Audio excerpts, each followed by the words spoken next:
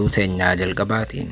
Tibbana haleellaan diroonii naannawa Tsallamtitti raawwatamuu hordofee wayyaaneen waraana guddaa garas ergaa jirti jedhame. Gama biraatiin haala naannoo Tigraay keessa jiru ilaalchisee gorsaan ministeera muummee Abiyyi obbo Geetaachoo Raddaa warri waraana biraa deebisuudhaaf hojjetamu kamuu gaafatamuu qaba jechuun akeekkachiisan. Naannoo Tsallamtitti haleellaa diroonii raawwatameef sochii waraanaa TPLF jalqabe bal'inaan dhageessu.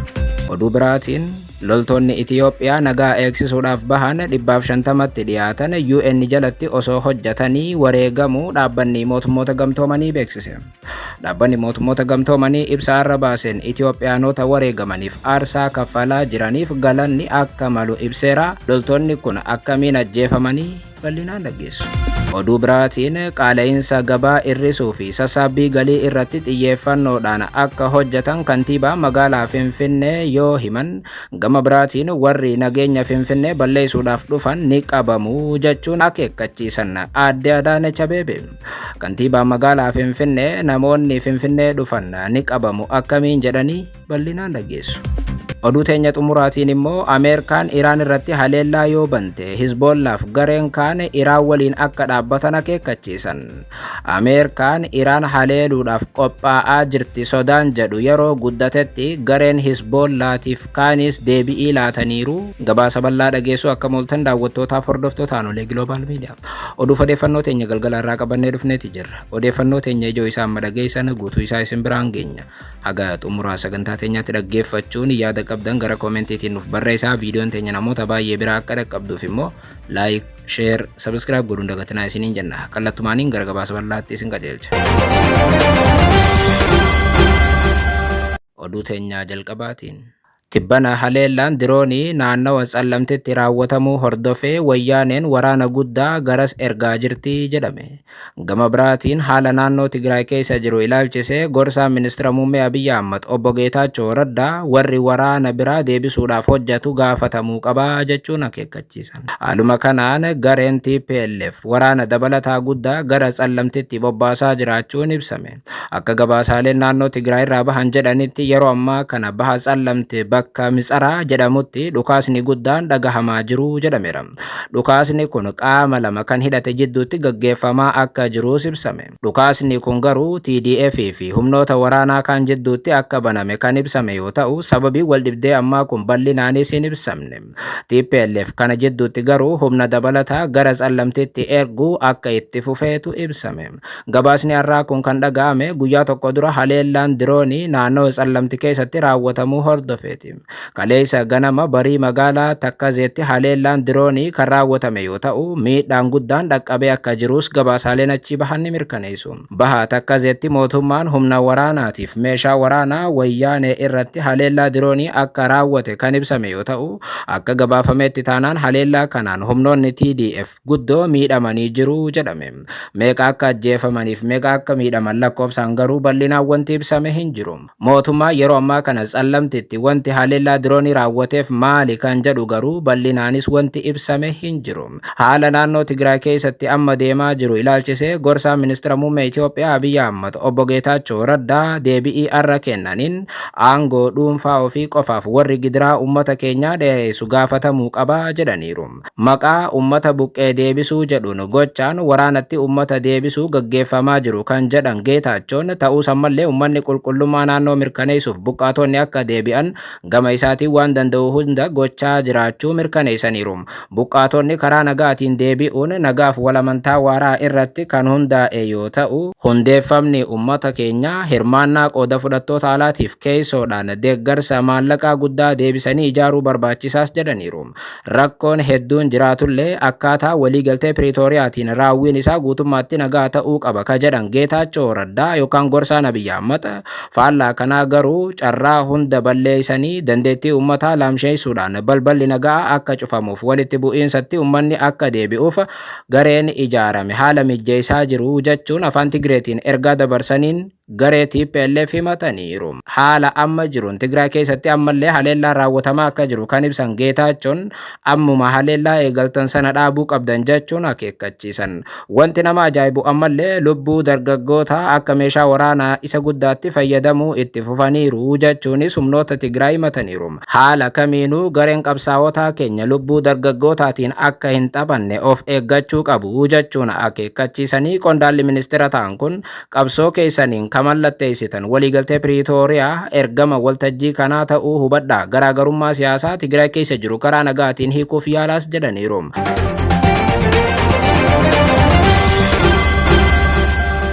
Oduu biraatiin loltoonni Itiyoophiyaa nagaa eegsisuudhaaf bahan 150tti dhiyaatan UN jalatti osoo hojjetanii wareegamuu dhaabbanni mootummoota gamtoomanii beeksise.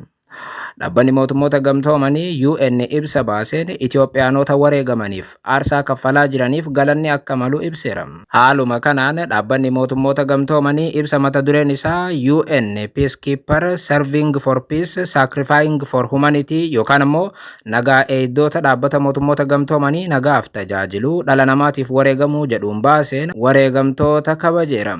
UN ibsa haarawaa arra maxxanseen bara 1948 irraa eegalee namoonni miiliyoona 2 ol ta'an nagaa eegdota dhaabbata mootummoota gamtoomanii ta'uudhaan yookaan miseensa ta'uudhaan tajaajiluu yaadachiisuun arra loltoonni 65,000 ol miseensa dhaabbata mootummoota gamtoomanii kan nagaa eegan ta'anii hojjechaa akka jiran hubachiise. Loltoonni bobbaafaman hawaasa waraanaan miidhameef deeggarsa guddaa kennu, addatti ammoo nageenya tasgabbiif abdii eegaree fooyya'aa akka kennaniif ibsuudhaan yeroo baay'ee immoo balaawwan hedduu hamaa ta'e keessummeessaa loltoonni UN jala jiran kun deeggarsa akka laatan hubachiise. Loltoonni kun maatii isaaniitiif biyya isaanii irraa kiloomeetira 100 lakkaa'aman fagaatanii akka hojjetan kan yaadachiise dhaabbanni mootummoota gamtoomanii nagaa eegdonni 4,400 ol alaabaa UN jalatti illee osoo tajaajilaa jiranii lubbuu isaanii akka dhabanii ibseera. Dhaabbanni mootummoota gamtoomanii humna waraanaa yookaan ammoo poolisii mataa isaa akka hin qabne eeruudhaan hojii nagaa eegsisuu isaaf hojjettoota gumaachuudhaaf biyyoota miseensota dhaabbata mootummoota gamtoomanii irratti hirkatee jiraachuu hubachiise. Arra nagaa eegdonni dhaabbata mootummoota gamtoomanii biyyoota loltootaaf poolisii gumaachan 100 ol irraa kan walitti dhufanidha kan jedhu UN namoota lafa kanarra jiran tokko tokkoof nageenyaaf tasgabbii kennuudhaaf gargaaruuf galma isaanii tokko irratti walii galaniiru jedheera. Walumaa galatti guyyaa guyyaan gocha ija jabinaaf gara laafina loltoonni UN jala jiran ni raawwatu jedha UN. Hojiiwwan yeroo hunda dirqama ta'an kan akka namoota nagaa eeguuf adeemsa nagaa deeggaruun yeroo baay'ee nagaa eegdonni tattaaffii namoomaa kan akka kunuunsa yaalaa kan namootaas ta'ee beeyladaa bilisaan kennu, bishaan dhugaatii qulqulluu barbaaduuf manneen barnootaa dabrees mana miskiinotaa ijaaruu, daandiif riqicha ijaaruudhaan akkasumas ammoo bu'uuraalee misoomaa ijoo biroo hawaasa fayyadamoo taasisan kan namootaas walitti fidan ijaaruu hojii godhataniiru jedheera. Dhaabbanni mootummoota gamtoomanii tajaajilaaf wareegama nagaa eegdonni baasan hundaaf kabaja guddaa akka kennuu fi galateeffatu ibsa arra baase kanaan hubachiise. Biyyoota hojii nagaa eegsisuu keessatti hirmaatan hojjettoota waraanaatiif kaanis gumaacha godhaniif ni galateeffannaa jedheera UN. Biyyoota miseensa ta'uudhaan waraana isaanii gumaachan hedduu maqaa waamee hojii isaanii waliin kan galateeffate dhaabbanni mootummoota gamtoomanii biyyoota UN'if loltoota kennan keessaa Itoophiyaan tokko ta'uu kaasee galataaf kabaja guddaa akka Itoophiyaadhaaf kennuus ibsa arra maxxanseen UN ereera. Itoophiyaan humna waraanaatii fi poolisii 1,527 bobbaasuun waraana nagaa eegdota dhaabbata mootummoota gamtoomanii keessatti gumaacha guddaa taasisuudhaan sadarkaa 9ffaa irratti akka argamtus ere UN. Itoophiyaan yeroo jalqabaaf ergama mootummoota gamtoomaniin gaggeeffamuuf loltoota nagaa eegsisuu kan bobbaafte bara 1960tti opereeshinii dhaabbanni mootummoota gamtoomanii Koongootti taasisetti akka ta'e kan ibse UN bara 2016 haga 2019tti Itoophiyaan loltoota nagaa eegdota dhaabbata mootummoota gamtoomanii keessatti bobba'insa guddaa taasisuudhaan Laayibeeriyaa, Abeey fi Suudaan Daarfur keessatti loltoota hedduu bobbaaftee seenaa hojjetteettis jedheera. Itoophiyaan yeroo ammaa dubartoota nagaa eegsisan qofa 164 UN jalatti bobbaafteetti kan jedhu dhaabbanni mootummoota gamtoomanii ibsarra baaseen argamuun loltoota dubartootaa Itoophiyaa kun hawaasa naannoo waliin amantaa ni uumaa akkasumas ammoo haala wal dhibdee walxaxaa keessatti ilaalcha saalaa murteessaa ta'e ni kenna jedheera. Walumaa galatti loltoonni nagaa eeguudhaaf manaa ba'an kan Itoophiyaa 142 immoo alaabaa UN jalatti osoo tajaajilaa jiranii lubbuu isaanii dhabaniiru jedha. Dhaabbanni mootummoota gamtoomanii yookaan UN ibsa arra baasen. Loltoonni kun yoom akka du'anii fi biyya tam keessatti akka wareegaman garuu bal'inaan dhaabbanni mootummoota gamtoomanii waan ibsa hin qabu.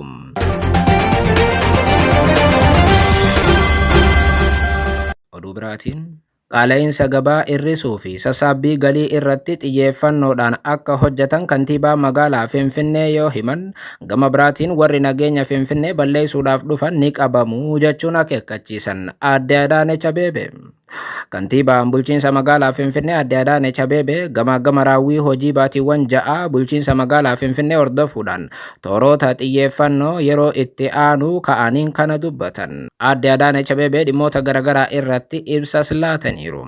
Keessumaa qaala'insa jireenyaa, ijaarsa dhaabbileetii fi sassaabbii galii irratti ji'oota dhufan keessatti xiyyeeffannoo olaanaadhaan hojjetamuu akka qabu hubachiisan kantiibittiin.